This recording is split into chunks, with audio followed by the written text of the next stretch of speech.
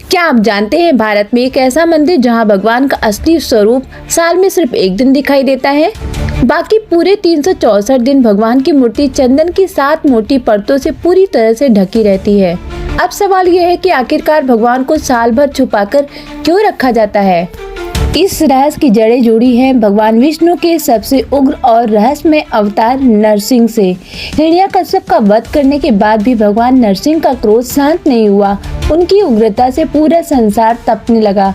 भक्त प्रहलाद और देवताओं की गंभीर प्रार्थनाओं पर भगवान नरसिंह ने सिंहाचलम पर्वत को अपना स्थायी निवास बनाया ताकि उनका उग्र ताप शांत हो सके। लेकिन उनका यह विशाल और उग्र स्वरूप सदियों तक वहीं रहा और समय के साथ मिट्टी और पत्थरों के नीचे दबता चला गया। कई वर्षों बाद आंध्र प्रदेश के राजा पुरवा को स्वयं नरसिंह देव ने स्वप्न में दर्शन दिए। भगवान ने बताया कि उनकी स्वयंभू मूर्ति इस पर्वत पर मिट्टी के नीचे दबी हुई है, उसे खोजकर स्थापित करने का आदेश दिया। राजा ने मूर्ति को खोजा और विधि विधान से स्थापित किया। तभी भगवान ने आज्ञा दी, मेरी उग्रता को शांत रखने के लिए मुझे सदैव चंदन की मोटी परतों से ढककर रखा जाए।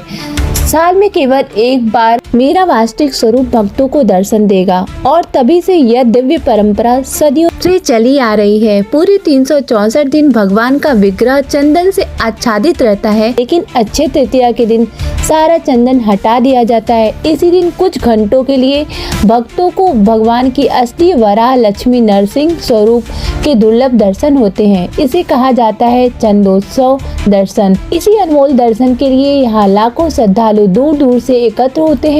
दर्शन के तुरंत बाद भगवान को फिर से चंदन की मोटी परत से ढक दिया जाता है। यह दिव्य और रहस्यमयी धाम है श्री वराह लक्ष्मी नरसिंह स्वामी मंदिर, जो आंध्र प्रदेश के विशाखापट्टनम से लगभग 16 किलोमीटर दूर सिंहाचलम पहाड़ी पर स्थित है। अगर आपने यह कथा अंत तक सुनी है तो कमेंट में जय नरसिंह देव जरूर लिखें।